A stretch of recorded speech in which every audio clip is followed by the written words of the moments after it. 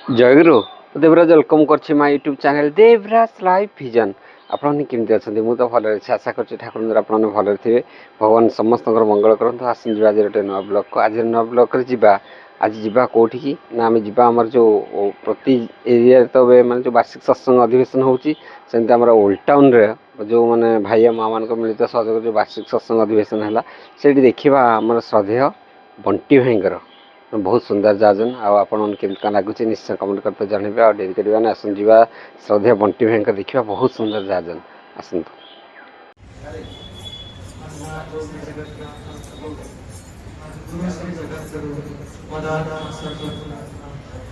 ଶ୍ରୀ ଗୁରବେ ପ୍ରାଣର ଠାକୁର ପରମାରାଧ୍ୟ ଜଗଜ୍ଜନନୀ ଶ୍ରୀ ଶ୍ରୀ ବଡ଼ମା, ପରମ ପୂଜ୍ୟପାଦ ଶ୍ରୀ ଶ୍ରୀ ବଡ଼ଦା, परम पूज्यपाद आचार्य देव का रातों चरणे मोर कोटि कोटि प्रणाम निवेदन करे। सत्संग उपस्थित भक्तिमती मातृमंडली, गुरुभ्राता मंडली, साधु सज्जन मंडली समस्त को आंतरिक राय एवं जयगुरु निवेदन करे। आज सांध्य सत्संग ओल्ड टाउन माउसमा सत्संग केन्द्र ओल्ड टाउन शाखार वार्षिक सत्संग अधिवेशन एथरे उपस्थित समस्त भाई और माँ मानकर पंचमहाजीवन इष्टिमय हो उठू, मंगलमय हो उठू, समस्ते ठाकुर को नहीं जीवन सारा जन चलतु यही मु दयाल पाखे प्रार्थना करे।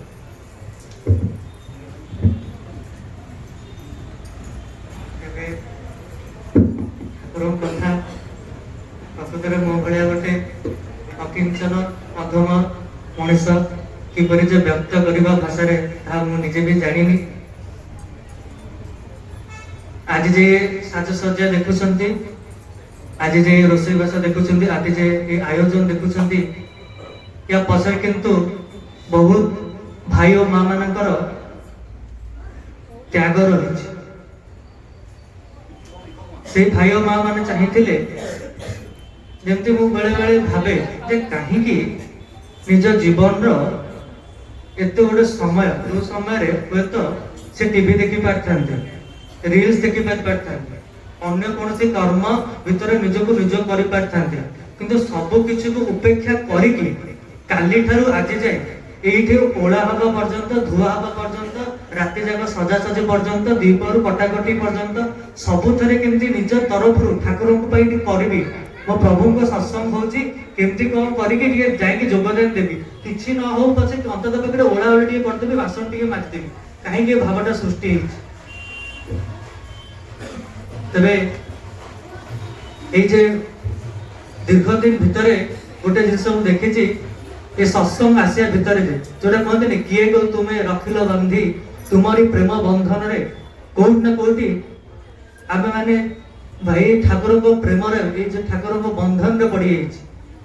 किपरि भाबे दीक्षा नवा दिन ए जे संकल्प करी आस्तिले ए जे तापरे इष्टभूति करछे, दैनंदिन सत्संग आसीछे, ठाकुर को कर्म भितर निजको पकेइछे, ए सब भीतर दे इष्ट का निर्देश पालन करबा भीतर दे अजानत रे ठाकुर आम भीतर हृदय रे गोटे घर तोल दैछंती।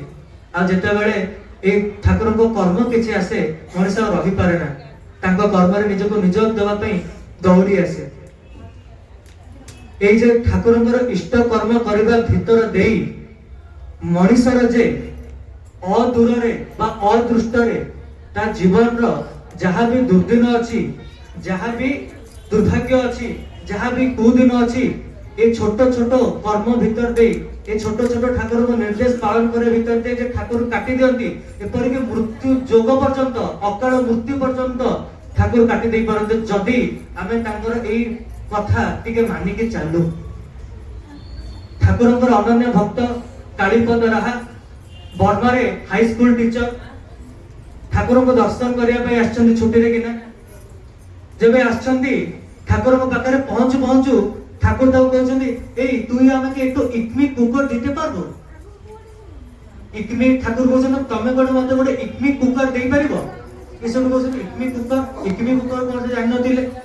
इकमी कुकर होची कोन हमर जेमिति हम प्रेशर कुकर अछि जोथरे आमे कोन खाद्यडा रखिले सिजौचे सेही बेले इकमी कुकर रे सेते बेले हमर यूज हुए সেটা কোন ଆମ ଯୋଉ ଟିଫିନ ଗୁଡା ସବୁ ଅଛି ଟିଫିନ ଗୁଡା ଗୋଟେ ଗ୍ୟାସ ଚାମ୍ବର ଭିତରେ ରଖା ହବ ତଳେ ତାର ଇନ୍ଧନ ଦିଆ ହବ ସେ ଗ୍ୟାସ ରେ କିନା ସେ ଯାହା ବି ଭାତ ଡାଲି କଟା କରି ଯାହା ବି ଭିତରେ ଥିବ ସେ ସବୁ ସିଝିଛି ଆଉ ଏଇଟା ବିଶେଷ କରି ଋତିକ ମାନଙ୍କର ବହୁତ କାମ ଲାଗେ କାରଣ ଯାଜନ ପାଇଁ ବହୁତ ଦୂର ଦୂର କାମକୁ ଯିବାକୁ ପଡେ ଏଇଥିରେ କିନା ଚାଉଳ ଡାଲି ପକେଇ ଦେଇଥିବେ ସେଠି ପହଞ୍ଚିଲା ବେଳକୁ ସେ ସିଝି ହେଇଯିବ ଆରାମସେ ଖାଇବେ ତ ବହୁତ ସହଜ ଠାକୁର ସେଇଟା କହୁଛନ୍ତି ଇକମିକ କୁକର ଦେବା ପାଇଁ ଏସବୁ ଠାକୁରଙ୍କ ନିର୍ଦ୍ଦେଶ ପାଳନ କରିକି ଯାଉଛନ୍ତି କୋଲକାତା ଯାଇକି ଗୋଟେ ଇକମିକ କୁକର ଠାକୁରଙ୍କ ପାଇଁ ନେଇକି ଆସିଛନ୍ତି ଠାକୁର କହୁଛନ୍ତି ଏ କି କରଲି ତୁଇ ତତେ ତ ମୁଁ କହିଥିଲି ଗୋଟେ ପିତ୍ତଳର ଆଣିବାକୁ ତୁ ମୋ ଆଲୁମିନିୟମର ବନେଇକି ପଳେଇ ଯାଇଛୁ হ্যাঁ তারপরে সে শুধু কହୁଛନ୍ତି আচ্ছা হଉ ଠିକ ଅଛି ଠାକୁର ଯେତେବେଳେ କହୁଛନ୍ତି ନା ହବନି ସେ ପୁଣି ଥରେ ଯାଉଛନ୍ତି ପୁଣି ଥରେ ପଇସା ପତ୍ର ମଗାମଗି କରିକି ଯାଉଛନ୍ତି ପୁଣି ଥରେ କଲିକତା ଆଉ ଏଥର ଗୋଟେ ପିତ୍ତଳର କିନା ଆମର କଣ ଯୋଉ ଇକମିକ କୁକରଟେ ନେଇକି ଆସୁଛନ୍ତି ଠାକୁର ପାଖରେ ଆସି ବସୁଛନ୍ତି ଠାକୁର ତୋର ତତେ ମୁଁ କହିଥିଲି ଆରେ ଏତେ ଛୋଟ ଛୋଟ ବାଟିରେ କଣ ହବ ମାନେ ଯୋଉ ଟିଫିନର ସାଇଜ ଅଛି ଏଇଠି ଛୋଟ ଛୋଟରେ କଣ ହବ ଏଟା ଜଣେ ଖାଇପାରିବ ମତେ 4 ଜଣ ଖାଇବା ଭଳିଆ ଦରକାର ଇଏ ସବୁ କହିଲେ ଦ୍ୱନ୍ଦରେ ପଡିଗଲେ ତାଙ୍କର ଅଲରେଡି ଟିକେଟ ହେଇଯାଇଛି ବର୍ମା ଯିବା ପାଇଁ କୋଉଠୁ ଆମର ଏୟାରପୋର୍ଟ ସେ ବର୍ମା ଯିବେ ସମୟ ହେଇ ଆସିଲାଣି ବଡ ଦ୍ୱନ୍ଦରେ ପଡିଲେ ଯଦି ଏବେ ଏଇ କାମରେ ଯିବେ ତାହେଲେ ସେପଟେ ଫ୍ଲାଇଟ ଛାଡି ଦେଇପାରେ କଣ କରିବେ ତଥାପି ନାହିଁ ଠାକୁର କହିଛନ୍ତି ମାନେ ମୁଁ ଯାହା ବି ହଉ ଯିବି ଏଟାକୁ ମନ ସ୍ଥିର କରିକି ସେ ଯାଉଛନ୍ତି କୋଲକାତାରେ ଯାଇକି ପୁଣି ଥରେ ଧାର ଉଦ୍ଧାର କରିକି ଏଥର ଗୋଟେ ଭଲ କୁକର ପିତ୍ତଳର ବଡ ବଡ ବାଟି ଥିବ ନେଇକି ଆସୁଛନ୍ତି ଠାକୁର କହୁଛନ୍ତି ଏଇଥର କେତେ এই যে তাଙ୍କ ଜୀବନରେ ଏଇଟା ସମସ୍ତଙ୍କ ଜୀବନରେ ଆସେ ଠାକୁରଙ୍କର ସେ ବାଣୀ ଦ୍ୱନ୍ଦ ବାଧା ବିଘ୍ନ ଦଳି ଦକ୍ଷ କୁଶଳ ତଡ଼ିତ ରାଗେ ଗୁରୁଙ୍କ ଆଦେଶ ପାଳନ ଜହି ସେଇଠାରେ ହିଁ ତ ସିଦ୍ଧି ଜାଗେ ଇଷ୍ଟ କର୍ମ କରିବା ଭିତରେ ଯେତେବେଳେ ଆମେ ଠାକୁରଙ୍କୁ ନେଇକି ଚାଲୁ ସେତେବେଳେ ଆମ ଜୀବନରେ ଦ୍ୱନ୍ଦ ଆସେ ଯେମିତି ଏଇ ଭାଇଙ୍କ ଜୀବନରେ ଆସିଥିଲା ସେତେବେଳେ ଆମ ଜୀବନରେ ବାଧା ଆସେ ଆମର ଭିତରର ବାଧା ଆମର ପ୍ରକୃତି ଆମ ବାହାରର ବାଧା ଆମର ପରିବେଶ ଆମର ସଂଘ ଏସବୁ ବାଧା ଆସିବ କିନ୍ତୁ ଏ ସବୁକୁ ଯଦି ଆମେ ଦଳିତ କରି ମାନେ ତାକୁ କଣ ତାକୁ ଇଏ ନ କରିକି ଯଦି ଆମେ ଆମ ଗୁରୁଙ୍କ ନିର୍ଦ୍ଦେଶକୁ ପାଳନ କରୁ ସେଇଟାରେ ହିଁ ତ ଜୀବନରେ ସିଦ୍ଧି ଆସିବ ସେଇଥିରେ ତ ଜୀବନରେ ସଫଳତା ଆସିବ ସେଇଥିରେ ତ ଆମର ଆକାଂକ୍ଷିତ ମଙ୍ଗଳ ଯୋଉ ସୁଖ ଯୋଉ ଶାନ୍ତି ଆମ ଜୀବନରେ ପାଇବାକୁ ଚାହୁଁଛେ ସେଇଟା ତ ଆସିବ ଯେତେବେଳେ ସେ ଭାଇ ଜଣକ ଆମର ଠାକୁରଙ୍କୁ ଦେଇକି ପ୍ରଣାମ କରି ଯାଉଛନ୍ତି ଯିବା ବାଟରେ ହେଇଛି କଣ ଟ୍ରେନ ରେ କିନା ଯିବା ଭିତରେ ଆମେ ଯେମିତି ଜାଣିଛେ ବେଳେ ବେଳେ ଟ୍ରେନ ଗୋଟେ ଗୋଟେ ଜାଗାରେ ପକେଇ ଦିଏ ହଁ ଲାଇନ ଯଦି କ୍ଲିୟର ନଥିବ ଟ୍ରେନ ପକେଇ ଦିଏ ସେ ଯୋଉ ଟ୍ରେନରେ ଯାଉଛି ସେଇ ଟ୍ରେନରେ ସେ ଗୋଟେ ଜାଗାରେ ପକେଇ ଦଉଛି ଆଉ ବିଳମ୍ବରେ ଯାଇକି ସେ ହାଉଡାରେ ପହଞ୍ଚୁଛନ୍ତି ଆଉ ହାଉଡାରେ ଯାଇକି ଯେତେବେଳେ ଆମର ପହଞ୍ଚୁଛନ୍ତି ଏୟାରପୋର୍ଟ ସେତେବେଳେ ତାଙ୍କ ଟ୍ରେନ ଏଇ ଯୋଉ ପ୍ଲେନ ଛାଡିକି ପଳେଇଛି ଆଉ ଏତେ ଭିତରେ ତାଙ୍କ ମନ ଭାରି ଦୁଃଖ ଯାଇଥାନ୍ତେ ସେଠି କେତେ କାମ କଣ କରିବେ ସେଠୁ ମନ ଦୁଃଖରେ କିନା ଟିକେଟ ଧରିକି ଆସୁଛନ୍ତି ଘଣ୍ଟାଟେ ପରେ ଖବର ଆସିଲା ଯୋଉ ପ୍ଲେନରେ ସେ ଯାଇଥାନ୍ତେ ସେ ପ୍ଲେନ ଟା ଟିକେ ବାଟ ଯାଇକି ପୁରା ସ୍ମାସ ହେଇକି ପଡି ପଡିଛି ଆଉ ସେଠି କେହି ବି ବଞ୍ଚି ନାହାନ୍ତି ଆଉ ଯେତେବେଳେ ସେ କଥା ଶୁଣୁଛନ୍ତି ଆଉ ଆଖପାଖରେ ତାଙ୍କର ଭାଇ ମାନେ ଯୋଉମାନେ ଥିଲେ ଯାତ୍ରୀ ମାନେ ସେମାନେ ତ ତାଙ୍କ ଟିକେଟ ଦେଖୁଛନ୍ତି ଯେ ଏକମାତ୍ର କାଳୀପଦ ରାହା ଯିଏ କି ସେଇଥିରେ ସର୍ଭାଇଭ କରୁଛନ୍ତି ଆଉ କେହି ବଞ୍ଚି ନାହାନ୍ତି ସେତେବେଳେ ତାଙ୍କର ବୁଝିବା ବାକି ରହୁନି ଯେ ଠାକୁର କାହିଁକି ଏଇ ଯୋଉ ଇକମିକ କୁକରଟା ତାଙ୍କ ପାଖକୁ ଚାହିଁଥିଲେ ଆଉ ଠାକୁର କାହିଁକି ବିଳମ୍ବଟା କରିଥିଲେ ଏ ବୁଝିବା ବାକି ରହୁନି ଆମ ଜୀବନରେ ମଧ୍ୟ ଆମେ ହୁଏତ ଅଦୃଷ୍ଟରେ ଆମର କଣ ଅଛି ଭଲ ମନ୍ଦ ଆମେ ଜାଣିନେ ଠାକୁର ସେଟା ଜାଣନ୍ତି କାରଣ ସେ ଆମର ଭୂତ ଭବିଷ୍ୟତ ଆଗ ପଛ ସବୁ ଜାଣନ୍ତି ସେଥିପାଇଁ ସେ ହଉଛନ୍ତି ବିଶ୍ୱ ନିୟନ୍ତା ସେ ମାନେ ଏକ ଦିବ୍ୟ ଦ୍ରଷ୍ଟା ଯିଏ ଆମକୁ ନିୟନ୍ତ୍ରଣ କରିପାରନ୍ତି କିନ୍ତୁ ଆମେ ତାଙ୍କୁ ଟିକେ ସୁଯୋଗ ଦେବା ଦରକାର ଆମେ ତାକୁ ଆମର ହ୍ୟାଣ୍ଡେଲଟା ତାଙ୍କୁ ଦେବା ଦରକାର ଆମେ ଯଦି ନିଜର ମନ ମାଫି ଚଳୁ ଖିଆଲ ମାଫି ଚଳୁ ସେ ଚାହିଁକି ବି ଆମକୁ ରକ୍ଷା କରିପାରିବେ ନାହିଁ ସେ ରକ୍ଷା କରିପାରି ନାହାନ୍ତି ତାଙ୍କର ମାଙ୍କୁ ରକ୍ଷା କରିପାରି ନାହାନ୍ତି ତାଙ୍କର ବାଲ୍ୟ ସଖା ଅନନ୍ତ ମହାରାଜକୁ ରକ୍ଷା କରିପାରି ନାହାନ୍ତି ବାଦଲ ଦାଙ୍କ ଝିଅକୁ ନିଜର ସମ୍ପର୍କୀୟକୁ ରକ୍ଷା କରିପାରି ନାହାନ୍ତି ସେଦିନ ଗୋପାଳ ଦାଙ୍କୁ କାରଣ ତାଙ୍କର କଥାକୁ ଯିଏ ଅବମାନନା କରୁଛି ସେ କିନ୍ତୁ ତାଙ୍କୁ ଚାହିଁକି ମଧ୍ୟ ରକ୍ଷା କରିପାରିନାହାନ୍ତି ସେଇଭଳି ଗୋଟେ ଘଟଣା ମନେ ପଡେ ହାରେନ୍ଦା ମାନେ ଠାକୁରଙ୍କର ଭକ୍ତ ଠାକୁର ତାଙ୍କୁ ବିଶେଷ ଭାବରେ କହିଥିଲେ ଯାହା ବି ହେଇଯିବ ଆଜି ରାତିରେ କିନ୍ତୁ ଏଇ ବାଡାଲ ପାଖରେ ରହିବୁ ଟୋଟାଲି ଘରକୁ ଯିବୁନି ଏ କଥା ସେ ଆମର ସେ ଭାଇଙ୍କୁ କହିଛନ୍ତି ଆଉ ସେ ଭାଇ ଏ କାମ ସବୁ କାମ ଯାହା ସରିଲା ପରେ ରାତି ବେଳେ ସେ ଠାକୁରଙ୍କ କଥାଟା ଗୁରୁତ୍ୱ ଦେଇନାହାନ୍ତି କିମ୍ବା ଭୁଲି ଯାଇଛନ୍ତି ସେଟା ମୁଁ କହିପାରିବିନି କିନ୍ତୁ ସେ ତାଙ୍କ ଘରକୁ ପଳେଇଛନ୍ତି ଆଉ ଘରକୁ ଯାଇକି ଶୋଇଛନ୍ତି 2 ଦିନ ପରେ ତାଙ୍କ ଦେହ ଖରାପ ହଉଛି ଆଉ 4 ଦିନ ଭିତରେ ସେ ଚାଲି ଯାଉଛନ୍ତି ଚାଲିଯିବା ପରେ ଠାକୁର ଦୁଃଖ ଭରେ କହୁଛନ୍ତି ଯେ ମଣିଷ ନିଜର ଖିଆଲ ମାଫିକି ଚଳେ କିନ୍ତୁ ନିର୍ବିଚାର ଭାବରେ ଇଷ୍ଟଙ୍କ ନିର୍ଦ୍ଦେଶ ପାଳନ କରିବା ହିଁ ବୁଦ୍ଧିମତାର କାମ ହାରେନ୍ ଚାହିଁ ଯଦି ମୋ କଥାଟା ମାନିଥାନ୍ତା ହୁଏତ ବଞ୍ଚି ପାରିଥାନ୍ତା। ତୁମେମାନେ ଯଦି ମତେ ସହଯୋଗ ନ କର ତାହେଲେ ମୁଁ ଚାହିଁକି ମଧ୍ୟ ତୁମକୁ ରକ୍ଷା କରିପାରିବି ନାହିଁ। ଏ ମଣିଷର ଟିକେ ତାକୁ ଭଲ ପାଇକି ତାଙ୍କ ଜୀବନରେ ପ୍ରତିଷ୍ଠା ତାଙ୍କ କଥା ମାନିକି ଟିକେ ଚଳିବ, ସୁଖରେ ଟିକେ ରହିବ, ଆମେ ଯେ ଟିକେ ମଙ୍ଗଳ ରହିବୁ, ସେଥିପାଇଁ ଯେ କେତେ ଟେନସନ। ଠାକୁର ଜଣେ ଭାଇ ପଚାରନ୍ତି, ଠାକୁର ମୋ ଭିତରେ ତ ଅନେକ ଭୁଲ ତ୍ରୁଟି ଅଛି, ମୋ ଭିତରେ ତ ଅନେକ ଦୁର୍ବଳତା ଅଛି, ମୁଁ ଯଦି ପର ଜନ୍ମରେ ତୁମର ଦୀକ୍ଷା ନ ପାଏ, ତୁମକୁ ନେଇକି ଯଦି ଚାଲିବାର ସେ ସୌଭାଗ୍ୟ ମତେ ନ ଆସେ, ଠାକୁର ତାକୁ କହୁଛନ୍ତି ଏଇ ଗଙ୍ଗା ଦେଖିଛୁ, ଗଙ୍ଗାରେ କିନା ଦେଖିଛୁ? କହିଲେ ହଁ। କଣ ଦେଖିଛୁ? ନା ଦେଖିଛି ମଢ ଯିବାର, ଅଳିଆ ଯିବାର, ଫୁଲ ଯିବାର, ଆବର୍ଜନା ଯିବାର। କିନ୍ତୁ ଏଇ ଗଙ୍ଗା କିନ୍ତୁ ସବୁ କିଛି ନେଇ କଣ ହୁଏ? ସମୁଦ୍ରରେ ମିଶେ। ଠିକ ଯେମିତି ଗଙ୍ଗାର କଣ ସାଗରମୁଖୀ ସ୍ରୋତଟା ଯଦି ଠିକ ଥାଏ ତାହେଲେ ସେ ସବୁ କିଛି ନେଇ ତା ଭିତରେ ଯାହା କିଛି ଅଛି, ଯେତେ ଆବର୍ଜନା ଅଛି ସବୁ ନେଇକି ସାଗରରେ ମିଳିଯାଏ। ସେମିତି ଆମ ମାନଙ୍କର ଯଦି ଇଷ୍ଟମୁଖୀ ଏଇ ସ୍ରୋତଟା ଠିକ ଥାଏ ତାହେଲେ ଏଇ ସବ ଭିତରେ ଦେଖିବେ କଣ ଏଇ ସ୍ରୋତ ଭିତରେ ଆମର ଯାହା ବି ଭୁଲ ତ୍ରୁଟି ଅଛି ଠାକୁରଙ୍କ ଦୟାରୁ କେମିତି ଧୀରେ ଧୀରେ ଠିକ ହେଇଯିବ। ତେବେ ସମୟ ସଂକ୍ଷିପ୍ତ, ଆଉ ବିଶେଷ କିଛି କହିବାର ନାହିଁ। ମୋର ପରବର୍ତ୍ତୀ ଭାଇ ଜେପି ଭାଇ ବିଶେଷ ଭାବରେ ଏ ଠାକୁରଙ୍କର ଭାବ ଦର୍ଶକୁ ଆଗେଇ ନେଇଯିବେ। ତଥାପି ଠାକୁର ଗୋଟେ ଛୋଟ ଘଟଣା କହିକି ମୋର ବକ୍ତବ୍ୟ ଚାଙ୍ଗ କରିବି। ଠାକୁର ବସିଛନ୍ତି ଜଗତି ଆଶ୍ରମ ପାଖରେ କିନା, ଜଗତି ଆଶ୍ରମରେ କିଛି ଜଣ ଭାଇ ତାଙ୍କ ପାଖରେ କିନା ସବୁ ବସିଛନ୍ତି।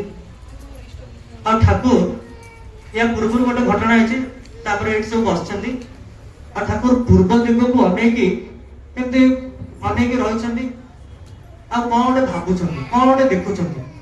ଆଉ ଠାକୁର ଏତେ ଗମ୍ଭୀର ଭାବରେ ଦେଖୁଛନ୍ତି ଯେ କାହାର ଟିକେ ସାହସ ପାଉନି ଯେ ଠାକୁର କଣ ଚାଲିଛି। କିଛି ସମୟ ଏମିତି ଅତିବାହିତ ହେଇଛି। ତାପରେ କେଷ୍ଟଦା ଠାକୁରଙ୍କୁ ପଚାରୁଛନ୍ତି, ଋତିକ ଆଚାର୍ଯ୍ୟ ଫାର୍ଷ୍ଟ କ୍ଲାସ ଗୋଲ୍ଡ ମେଡାଲିଷ୍ଟ ଫିଜିକ୍ସରେ, ଯିଏ ହୁଏତ ସେ ବୀରମଙ୍କ ପାଖରେ ଥିଲେ ତାକୁ ହୁଏତ ନୋବେଲ ପ୍ରାଇଜ ମଧ୍ୟ ମିଳିଥାନ୍ତା, କିନ୍ତୁ ସବୁ କିଛି ତ୍ୟାଗ କରି କେଜାଣି କାହିଁକି ସେ ହିମାୟତପୁର ପଲ୍ଲୀକୁ ପୁରୁଷୋତ୍ତମର କି କଣ ତ ଜାଣେ ନା କି ପ୍ରେମରେ ସେ ବାନ୍ଧି ସବୁ କିଛି ଛାଡି ଦେଇକି ପଳେଇ ଆସିଛନ୍ତି। ଧନ ଧାନ୍ୟ ଯୋଉ ଟଙ୍କା ପଇସା ସବୁ ଛାଡିକି ପଳେଇ ଆସିଛନ୍ତି।